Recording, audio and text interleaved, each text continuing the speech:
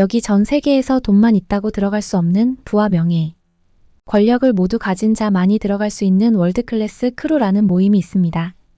그런데 이곳에서 자신을 한 왕실 가문의 왕족이라 소개하며 작년부터 이슈가 되었던 태국인 입국에 대한 차별 대우에 대해 한국을 중국과 힘을 합쳐 수이란에 짓밟아 버리겠다는 망언을 하는 태국 청년이 있는데요.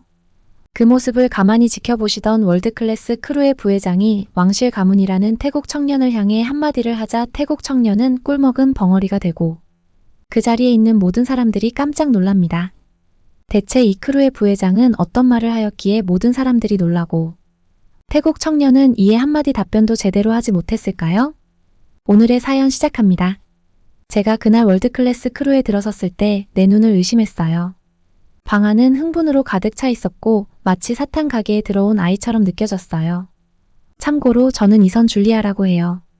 나라들이 어떻게 잘 지내는지 혹은 잘 못 지내는지 쓰는 걸 좋아하는 기자예요. 이 클럽은 세상의 중요한 인물들이 모여서 세계적인 주제에 대해 이야기하는 곳인데 운 좋게도 저는 그 클럽의 회원이에요. 미스 유니버스에서 수상한 경력으로 당시에 이 클럽의 임원의 추천으로 회원 자격을 받았었어요. 주위를 둘러보니 TV나 신문에서 본 익숙한 얼굴들이 보였어요. 대기업을 운영하는 사람들, 정부에서 일하는 사람들, 그리고 항상 세상의 흐름을 잘 아는 정말 똑똑한 사람들이 있었죠. 하지만 오늘은 뭔가 달랐어요. 그걸 딱 집어 말할 순 없었지만 공기 중에 어떤 에너지가 흘러서 몸의 전율이 느껴졌어요. 그때 그를 봤어요. 간식 테이블 근처에 참고로 그 테이블에는 항상 가장 근사한 작은 샌드위치들이 있어요. 한 번도 본 적 없는 젊은 남자가 있었어요. 그는 마치 닭장 안의 공작새처럼 눈에 확 띄었어요. 그의 정장은 내 차보다 비쌀 것처럼 보였고 서 있는 모습도 저는 중요한 사람이다 라고 외치는 것 같았어요. 제가 샌드위치를 집으려고 하면서 슬쩍 그에게 인사하려던 찰나 클럽 회장이 목을 가다듬는 소리가 들렸어요. 영화에서 중요한 사람이 말하려고 하면 갑자기 조용해지는 장면 있잖아요. 딱 그런 분위기였어요. 여러분, 회장이 목소리를 크게 내며 말했어요. 오늘 우리 클럽의 새로운 회원을 소개하겠습니다. 태국에서 온 아누차이아입니다. 모든 시선이 제가 지켜보고 있던 그 젊은 남자에게 쏠렸어요. 그가 앞으로 나섰고 심지어 샹들리에의 빛도 더 밝게 비치는 것 같았어요. 초대해 주셔서 감사합니다. 그가 말했어요. 그의 목소리는 실크처럼 부드러웠고 약간의 억양이 섞여 있어서 더 고급스럽게 들렸어요. 저는 태국 왕실과 가까운 사람으로서 여러분과의 토론에 새로운 시각을 제공할 수 있기를 바랍니다. 저는 이 클럽에 오래 있었으니까 왕실과의 연줄이 있는 사람이 특별할 건 없다는 걸 알아요. 그런데 아누가 그렇게 말하는 방식에는 뭔가 다른 게 있었어요. 기자로서의 촉이 예민해졌고 더 큰 무언가가 숨겨져 있는 것 같아 궁금해 죽겠더라고요. 사람들이 다시 서로 대화를 나누기 시작하자 저는 아누가 방 안을 돌아다니며 사람들과 대화하는 모습을 지켜봤어요. 그는 사람들에게 다가가서 악수를 하고 농담을 주고받으며 웃었어요. 그런데 흥미로운 점을 발견했죠. 그가 대화하는 사람마다 표정이 달라졌어요. 어떤 사람은 감명받은 듯 했고 어떤 사람은 걱정스러운 표정을 지었고 심지어 몇몇은 화가 난 것 같았어요. 저는 조금 더 가까이 가서 뭔가 들을 수 있을지 궁금해졌어요. 벽에 걸린 그림을 보고 있는 척했어요. 사실 그 그림은 마치 아이가 캠퍼스에 물감을 던진 것처럼 보였지만 말이에요. 아누가 나누는 대화의 일부가 들리기 시작했어요. 불공정한 대우. 이제 태국이 나서야 할 때. 우리가 만만치 않다는 걸 보여줘야 해. 호기심이 폭발할 것 같았어요. 이 사람은 대체 무슨 일을 꾸미고 있는 걸까요? 그냥 과시하는 걸까요? 아니면 정말 심각한 일이 벌어지고 있는 걸까요? 생각에 잠겨있던 그때 누군가 내 어깨를 톡톡 두드렸어요. 돌아보니 클럽의 가장 오래된 회원 중 한 명인 로버트 호손 장군이 서 있었어요. 그는 은퇴한 미군 장교로 제가 만난 사람 중 아시아에 대해 가장 잘 아는 사람이에요. 꽤 흥미로운 인물이지 않나? 장군이 아누를 가리키며 말했어요. 저는 멋있는 척하며 고개를 끄덕였어요. 뭔가 좀 파장을 일으키는 것 같네요. 장군의 눈이 반짝였어요. 아, 자네는 아직 잘 모르는구만. 오늘 뭔가 큰일이 벌어질 것 같네. 그때 회장이 모두 자리에 앉으라고 했어요. 자리에 앉으면서 저는 흥분과 긴장감이 뒤섞인 느낌을 떨칠 수 없었어요. 뭔가 큰일이 일어나려는 것 같았고 저는 그걸 바로 눈앞에서 지켜보게 됐죠. 회의가 시작되기 전에 마지막으로 방 안을 둘러봤어요. 안우는 마치 세상과 맞설 준비가 된 것처럼 꼿꼿이 앉아 있었어요. 장군은 알 수 없는 미소를 짓고 있었고 저는 너무 긴장해서 펜을 꽉 쥐고 있었어요. 이러다 펜이 부러질 것 같더라고요. 회장이 말을 시작하자 저는 깊이 숨을 들이쉬었어요. 이 방에서 벌어질 일이 뭐든지 간에 그건 정말 굉장한 이야기일 거라는 걸 알았어요. 기자로서 그런 순간이야말로 제가 사는 이유였어요. 그때 저는 몰랐어요. 오늘 벌어질 드라마가 제가 세상을 보는 방식을 영원히 바꿔놓을 거라는 걸. 저는 안우의 환한 목소리가 방 안을 가득 채우는 걸 지켜보고 있었어요. 사람들이 점점 불편해하는 게 보였죠. 몇몇은 걱정하는 표정이었고 또 다른 사람들은 그가 하는 말에 관심이 있는 듯 했어요. 하지만 난 이게 전부가 아닐 거라고 생각했어요.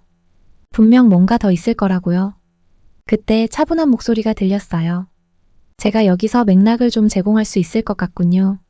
누가 말하는지 보려고 고개를 돌렸어요. 로버트 호손 장군이었어요. 제가 알아보는 나이 든 남자였죠. 그는 미국 군대에 있었고 한국에서도 오랜 시간을 보낸 적이 있었어요. 저는 자세를 바로잡고 그의 말을 듣고 싶어서 긴장했어요. 호손 장군은 천천히 일어섰어요. 나이가 들었음에도 불구하고 그는 곱고 키가 크게 서 있었어요. 그는 안우를 똑바로 쳐다보며 말했어요. 차이야 씨, 당신이 이 문제에 대해 강한 감정을 가지고 있다는 걸 이해합니다. 하지만 당신이 말한 것 중 일부는 사실과 다릅니다. 저는 안우의 얼굴이 빨개지는 걸 봤지만 장군은 계속해서 말했어요. 한국이 이런 비자 규정을 만든 이유는 아기를 가지려는 게 아니에요. 그가 설명했어요. 그들은 자국을 안전하게 지키기 위해 그렇게 하는 겁니다. 많은 태국 사람들이 한국에 불법적으로 머무르려 하거든요. 더 엄격한 규정은 이를 막기 위한 것이죠. 그들은 한국에 오는 모든 사람이 어디에서 오든 규칙을 따르고 안전하게 머물기를 원합니다. 방 안은 순식간에 조용해졌어요. 모두가 장군의 말을 주의 깊게 듣고 있었어요. 저는 그의 시선을 떼지 못했어요.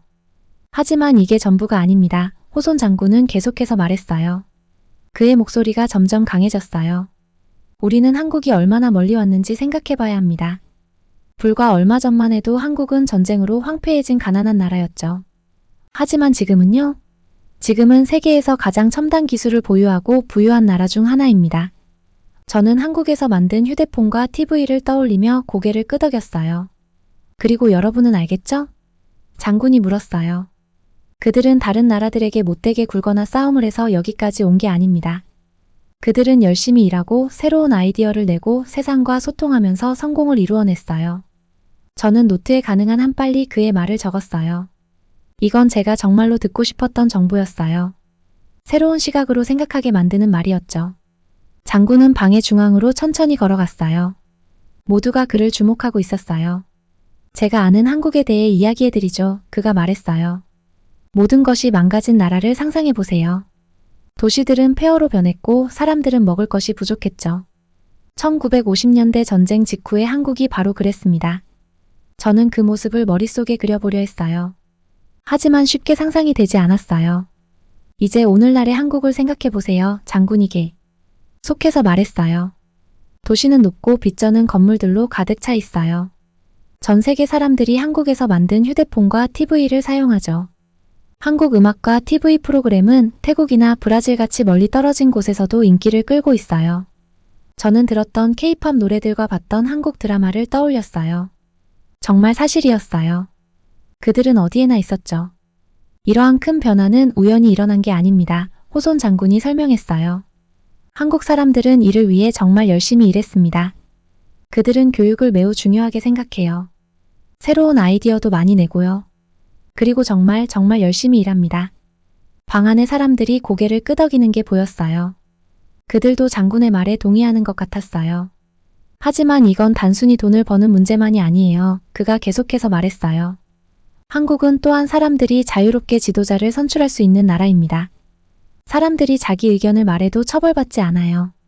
그리고 사람들의 권리가 보호되는 곳이에요.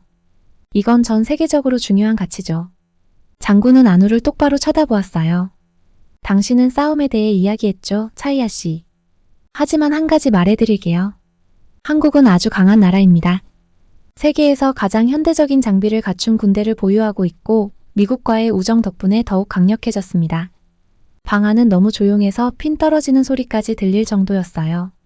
모두가 장군과 안우 사이를 번갈아 보며 지켜보고 있었어요. 하지만 중요한 건 무기가 아닙니다. 장군이 부드럽게 말했어요. 한국의 진정한 힘은 사람들입니다. 전쟁 후에 나라를 재건한 그 힘이 이제 그들의 문화를 전 세계에 알리는 데 기여하고 있습니다. 태국이 한국의 모든 것을 차단하려 한다면 결국 피해를 보는 건 태국일 뿐입니다. 한국이 전 세계적으로 점점 더 인기를 얻게 될수록 그걸 무시하려는 건 마치 미래를 무시하려는 것과 같습니다. 저는 안우를 쳐다보았어요. 그는 더 이상 자신감 있어 보이지 않았어요. 사실 그는 약간 불안해 보였어요.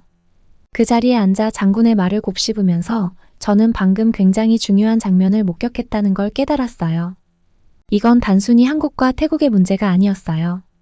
나라들이 서로 대화하고 문제를 해결하는 방식에 관한 이야기였어요. 그리고 사람들이 듣기 싫어할지라도 진실을 말하는 것이 얼마나 강력한지에 대한 이야기였죠. 난 이 이야기가 아직 끝나지 않았다는 걸 알았어요. 한국이 계속 성장하고 변화하는 동안 배울 것이 더 많을 거예요. 그리고 저는 그걸 기록하고 세상에 전할 준비가 되어 있었어요.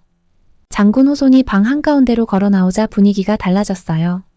모든 시선이 그에게 집중됐고 안우조차도 전에 그렇게 뜨거웠던 모습과는 달리 조금은 불안해 보였어요. 제가 아는 대한민국에 대해 이야기해 볼게요. 장군이 말했어요. 그의 목소리는 차분하면서도 힘이 있었고 마치 중요한 이야기를 들려주는 할아버지 같았어요. 이 장면을 상상해 보세요. 그는 양팔을 크게 벌리며 말했어요. 전쟁으로 찢겨진 나라, 건물은 부서지고 사람들은 거리에서 굶주리고 있었죠. 그게 1950년대의 대한민국이었어요. 제 머릿속에 그 모습이 그려졌어요. 잔해와 슬픔, 절망이 가득한 모습이요. 마음이 아파왔어요. 그리고 지금으로 빠르게 넘어와 볼까요? 장군이 계속 말했어요. 그의 눈이 반짝였어요. 제 머릿속 이미지가 순식간에 바뀌었어요. 하늘을 찌를 듯한 높고 반짝이는 건물들, 사람들로 붐비는 거리, 여기저기 빛나고 화려한 간판들이 보였어요. 서울, 대한민국의 수도는 이제 마치 공상과학 영화 속 한 장면처럼 보이죠. 그가 미소 지으며 말했어요. 한국의 휴대폰과 TV는 전 세계 가정에 있고요. K-팝과 K-드라마 이야기는 말할 것도 없죠. 저도 모르게 웃음이 나왔어요. 저도 BTS랑 오징어 게임은 알고 있으니까요. 하지만 중요한 건 장군의 목소리가 다시 진지해졌어요. 이 놀라운 변화는 마법처럼 저절로 일어난 게 아니에요. 한국 사람들 스스로 만들어낸 결과죠. 그는 손가락을 하나씩 꼽기 시작했어요. 그들은 열심히 일했어요. 열심히 공부했어요. 새로운 아이디어를 냈죠. 그리고 정부는 교육에 엄청난 돈을 쏟아부었어요. 모든 한국인이 세계 어느 나라 사람들과도 경쟁할 수 있는 능력을 갖추기를 바랐던 거예요. 방 안을 둘러봤어요. 사람들은 고개를 끄덕였고 안우도 마찬가지였어요. 이런 사실 앞에서는 반박하기가 어려웠죠. 하지만 돈을 버는 것만이 전부는 아니에요. 장군이 계속해서 말했어요. 대한민국은 진정한 민주주의 국가가 됐죠. 자유선거, 정부를 비판할 수 있는 신문, 그리고 국민의 권리를 보호하는 법. 이런 것들은 전 세계 사람들이 중요하게 생각하는 것들이죠. 그는 안우를 바라보며 말을 이어갔어요. 저는 다음에 무슨 일이 일어날지 궁금해서 숨을 죽였어요. 차이아 씨, 군사적 위협에 대해 이야기하셨죠. 장군이 단호하게 말했어요. 한 가지 말씀드리자면 대한민국은 쉽게 싸움을 걸 상대가 아니에요. 그들은 세계 최고 수준의 군대를 보유하고 있고 최첨단 무기와 기술을 갖추고 있어요. 그리고 미국과도 매우 좋은 관계를 유지하고 있죠. 방 안은 핀 떨어지는 소리까지 들릴 정도로 조용해졌어요. 모두가 장군과 안우 사이를 번갈아가며 바라봤어요. 그러다가 장군의 목소리가 부드러워졌어요. 하지만요, 대한민국의 진짜 힘은 총이나 탱크에 있지 않아요. 그들의 진정한 힘은 그들의 국민이에요. 그는 잠시 말을 멈추고 그 말이 사람들 마음속에 스며들도록 했어요. 전쟁 후에 그들이 나라를 재건한 그 강인함. 그게 지금 그들의 음악, 영화, 제품들을 세계적으로 인기 있게 만든 원동력이에요. 그들은 그 모든 노력을 세계 사람들이 함께 즐길 수 있는 무언가로 바꾼 거예요. 안우는 자리에 앉아 몸을 움찔거리며 불편해 보였어요. 태국에서 반한국 운동이 있다고 말씀하셨죠. 장군이 말했어요. 하지만 잘 생각해 보세요. 만약 태국이 대한민국과 관계를 끊는다면 누가 진짜 손해를 보게 될까요? 사람들이 좋아하는 그 모든 멋진 한국 것들 마이너스 음악, 드라마, 기술 마이너스 태국 사람들은 그것들을 모두 놓치게 될 거예요. 그건 마치 미래를 등지는 것과 같죠. 사람들의 표정이 변하는 게 보였어요. 더 이상 환한 얼굴이 아니었어요. 이제는 모두 생각에 잠긴 듯 했어요. 심지어 안우도 이제는 자신이 한 말에 확신이 없어 보였어요. 저는 정말 중요한 순간을 목격하고 있다는 것을 깨달았어요. 이건 단순히 대한민국과 태국의 문제가 아니었어요. 어떻게 나라가 변화하고 성장할 수 있는가에 대한 이야기였어요. 어떻게 열심히 일하고 긍정적인 태도를 유지하면 전쟁으로 황폐해진 나라가 모두가 존경하는 곳으로 탈바꿈할 수 있는지에 대한 이야기였어요. 장군의 말을 들으며 대한민국을 완전히 새롭게 보게 됐어요. 더 이상 K-팝과 멋진 휴대폰만의 나라가 아니었어요. 그들은 거대한 도전들을 직면하고 그것을 이겨낸 나라였어요. 교육, 노력, 창의성을 중요시하는 곳이었고 다른 나라를 괴롭히는 방식이 아닌 사람들이 전 세계적으로 원하는 것들을 만들어내며 성공한 나라였어요. 저는 정신없이 노트를 적었어요. 이 이야기는 꼭 전해야 할 이야기였어요. 이건 단순히 정치나 경제에 관한 게 아니었어요. 이건 희망에 대한 이야기였고 사람들이 힘을 합쳐 큰 꿈을 꾸며 무엇을 이룰 수 있는지에 대한 이야기였어요. 다시 방을 둘러봤어요. 이전에 있던 긴장감은 사라졌어요. 사람들은 고개를 끄덕이고 서로 조용히 이야기를 나누고 있었어요. 안우조차도 깊은 생각에 빠진 듯 보였어요. 저는 그때 깨달았어요. 사람의 마음을 바꾸는 가장 좋은 방법은 논쟁하거나 위협하는 게 아니라 강력한 이야기를 들려주는 거라는 것을요. 노력, 결단력, 성공에 대한 이야기 말이에요. 그리고 대한민국의 이야기는 제가 들어본 이야기 중 가장 강력한 이야기였어요. 하우손 장군의 연설이 끝나자마자 방 안의 분위기가 확 변하는 게 보였어요.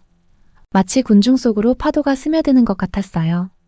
안우의 분노 섞인 말에 고개를 끄덕이던 사람들이 이제는 생각에 잠긴 듯 심지어 약간은 부끄러워하는 표정이었어요.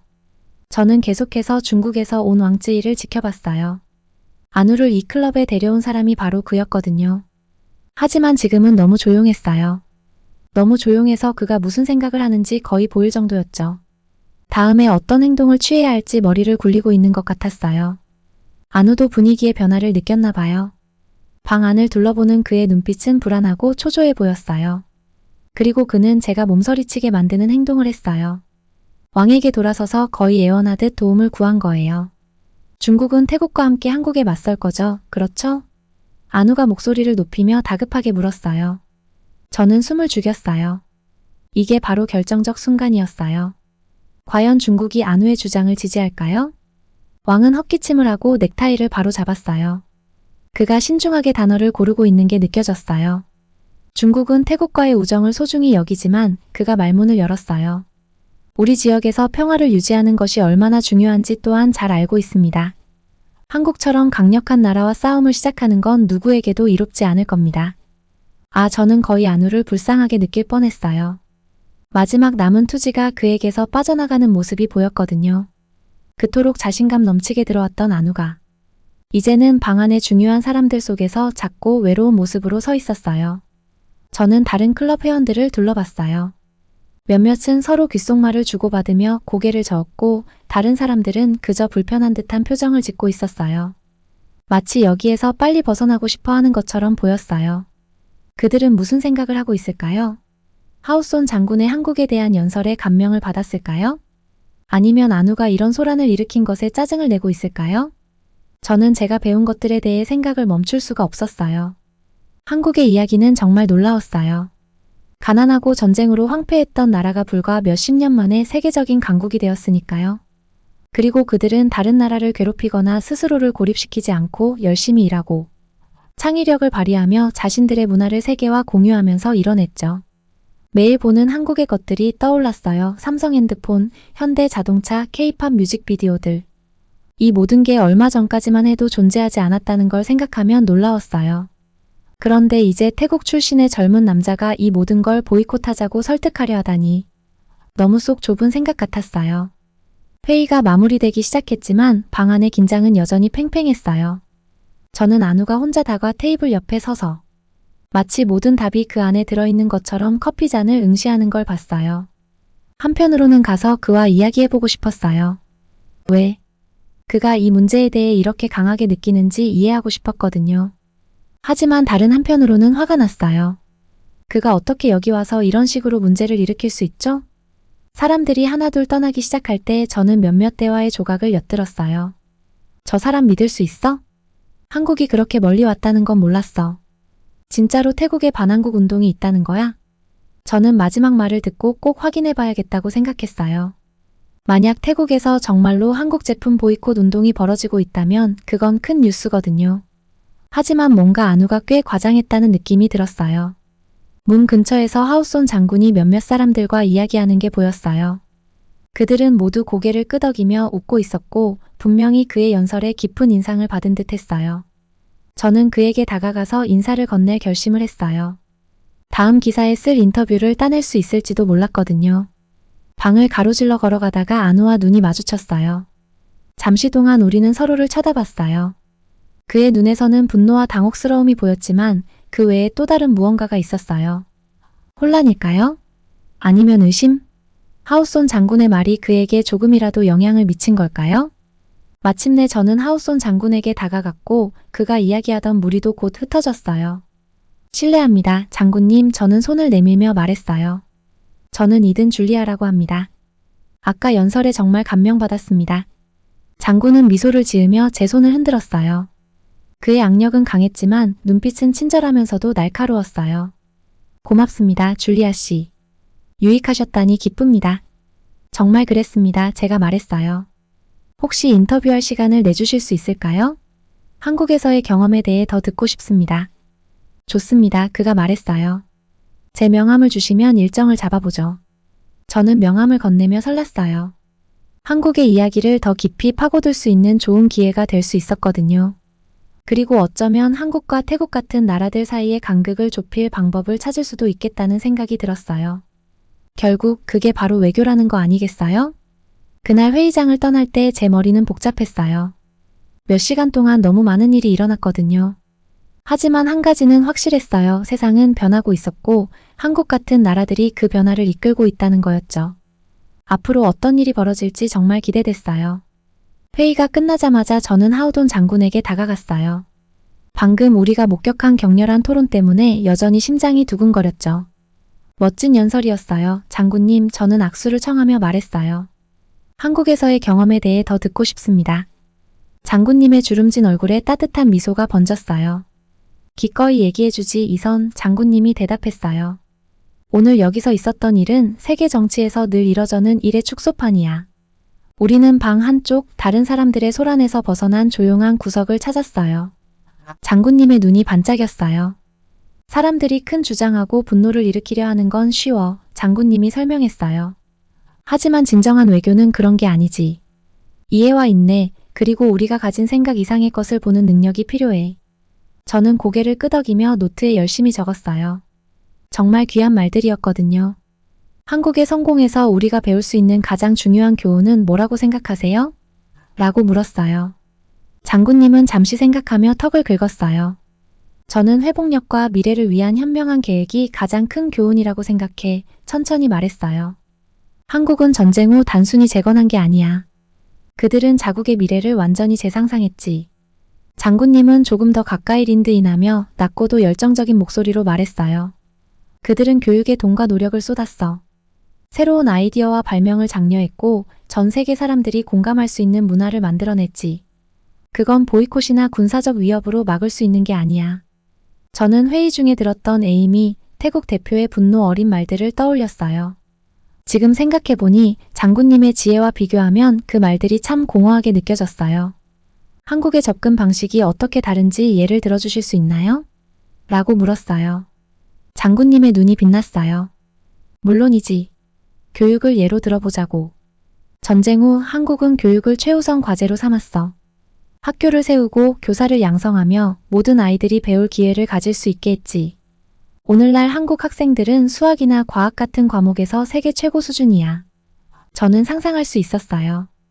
교실에서 열심히 공부하며 더 나은 미래를 만들어가는 학생들의 모습을요. 하지만 단순히 책 공부만이 아니야. 장군님은 계속해서 말했어요. 한국은 창의성과 혁신도 장려해. 삼성이나 LG 같은 기업들을 봐. 처음엔 작은 기업으로 시작했지만 지금은 세계적인 기업이 됐지. 그건 우연이 아니야. 새로운 아이디어가 꽃필 수 있는 환경을 한국이 만들어냈기 때문이지. 저는 주머니 속 내 스마트폰을 떠올렸어요. 그건 삼성 제품이었죠.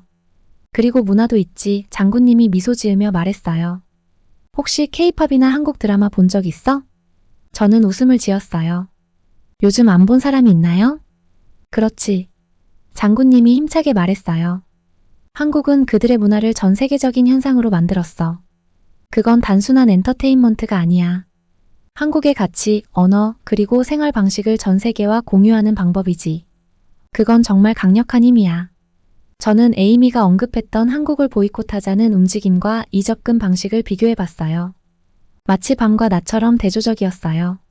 그럼 결국 저는 천천히 말했어요. 한국의 진정한 힘은 군사력이나 경제력에 있는 게 아니라 사람들과 그들의 아이디어에 있다는 말씀이신가요?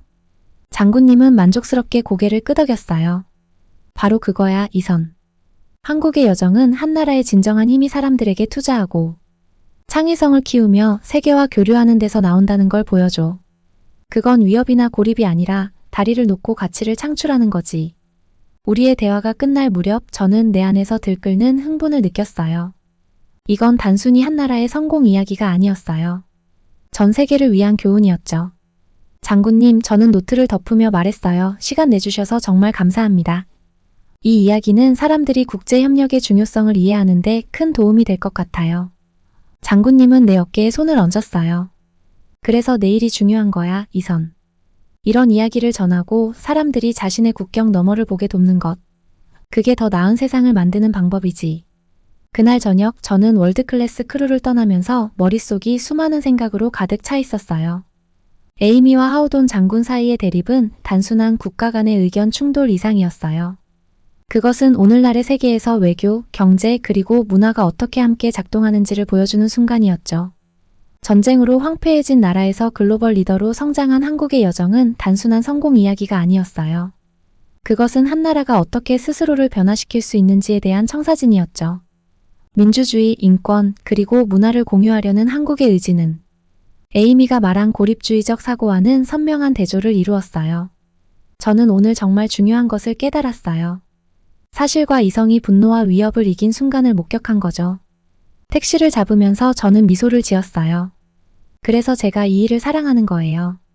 국제 외교의 세계에서 가장 강력한 무기는 군사력이나 돈이 아니라 한 나라의 성취에 대한 단순하고도 부인할 수 없는 진실인 것 같았어요. 이 이야기는 아직 끝나지 않았다는 느낌이 들었어요. 한국이 세계 무대에서 계속 성장함에 따라 그 여정은 우리 모두에게 더 많은 교훈을 줄 것이 분명해요. 그리고 저 이선 줄리아는 펜을 들고 그 교훈을 세상에 전할 준비가 되어 있었죠.